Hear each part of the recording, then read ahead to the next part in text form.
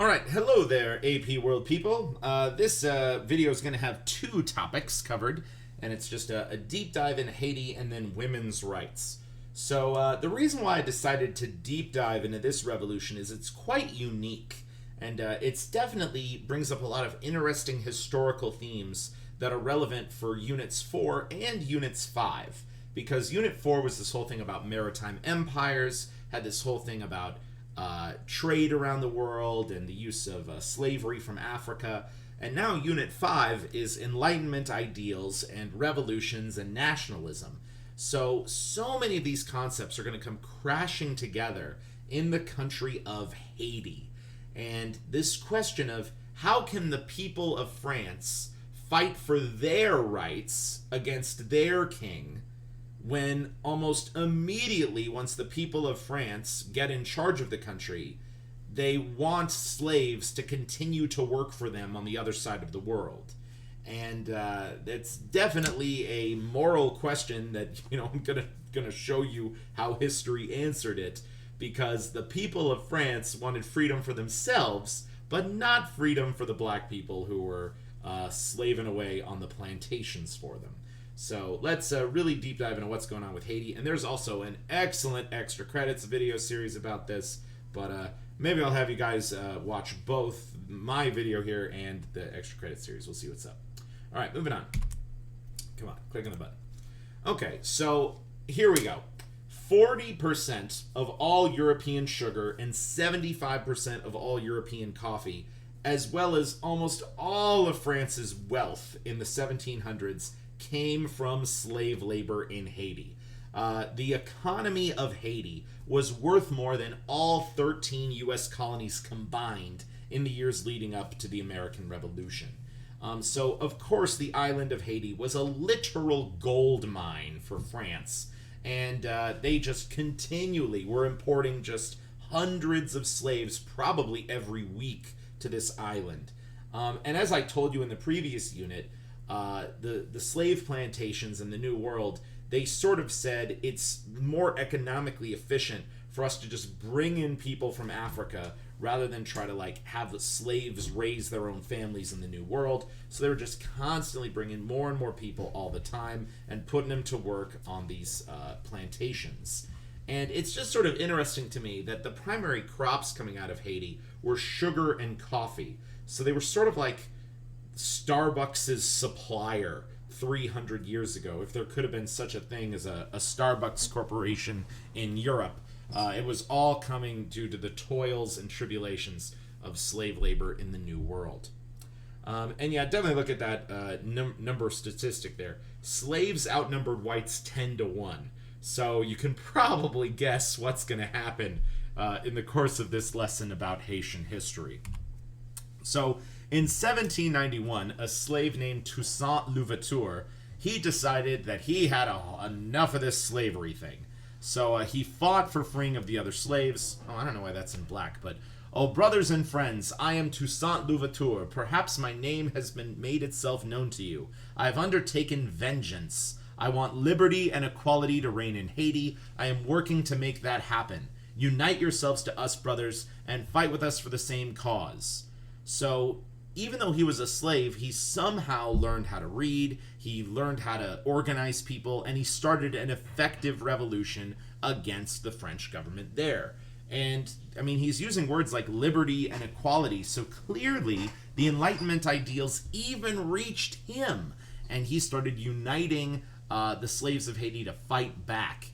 And in a tragic turn of events, though, he would actually be betrayed by some French government officials because they said, hey, we want to talk about a peace deal. Hey, we want to talk about freeing all the slaves. And Toussaint's like, okay, I'll come to your meeting. And at that meeting, he got arrested. He got sent on a boat. They shipped him off to France, and he died in a French prison. And all this was actually during the French Revolution, okay? He was arrested by, people who came, maybe it was around the same time as Robespierre, but these guys are supposed to talk about equality, and they're not giving it to the slaves in the New World. While he was in prison, Toussaint Louverture, he said this: In overthrowing me, you have cut down in Haiti only the trunk of the tree of liberty. It will spring up again from the roots, for they are numerous and they are deep. And his prediction would absolutely come true. So, even without Toussaint, they thought that by capturing their leader, the slaves would, go back to work and settle down. But they were wrong. The Haitians continued to fight, and they eventually did win. They declared their independence in 1804, and they have remained independent ever since. This is the only successful slave revolt in the history of the world. Every other time slaves took up arms against their masters, they only ever came out as maroon societies, or their societies failed entirely. So the Haitian people are still to this day super duper proud of the fact that they won their freedom at a terrible, terrible cost. So no more slavery in Haiti, okay? But the question is, what's going to happen to all those former slave masters and the white people who participated in trading of sugar and coffee and all that stuff? So let's check it out. Well, once Haiti declared their independence, this new Haitian government was far more radical, okay? Like, not a lot of the Enlightenment ideas that Toussaint Louverture inspired. They didn't trust the Europeans anymore. They kidnapped their leaders. They're like, we're going to fight back. So the former slaves of Haiti lashed out against their masters, and they killed every white person on the island, even the women and children. Okay? Like, I remember reading some accounts that if you were sailing into Port-au-Prince in the early 1800s, there'd be like white baby heads on pikes outside of the bay. Like, it was like, whoa, crazy. And this incredible amount of violence that was employed there, it really did encourage American slaveholders to justify slavery for even longer and longer. Because they said, like, look, if we let the slaves free, this is what's going to happen. And it definitely was a very, very impactful event that affected race relations in this part of the world for a long time.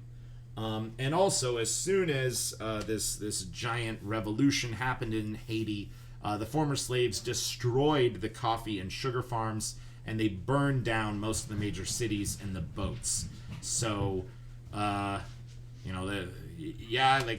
justified in this revenge, but what do you do the next day? That's sort of my question there. Here's a primary source, though, of a former slave, recounting what he did and sort of why he did it during this revolution. Have our slave masters not hung up men with their heads downwards, drowned slaves in sacks, crucified them on planks, buried them alive, crushed them in mortars? Have they not forced them to consume feces? And having flayed them with the lash, have they not cast them alive to be devoured by worms or into anthills, or lashed them to stakes in the swamp to be devoured by mosquitoes? Have they not thrown them into boiling cauldrons of cane syrup? Have they not put men and women inside barrels studded with spikes and rolled them down mountainsides into the abyss? Have they not consigned these miserable blacks to man-eating dogs until the latter, sated by human flesh, left the mangled victims to be finished off with bayonet and poignard? Like, I think it's very understandable that all the terrible things that occurred to slaves in the New World, if they got a chance to get their revenge, would they take it? Clearly here they did. And, well, is it justified? It's a question to ask.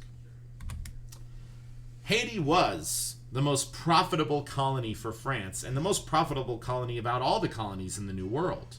But after this revolution, it had consistent political problems that plague the island to this day. Haiti used to be the richest place in the New World.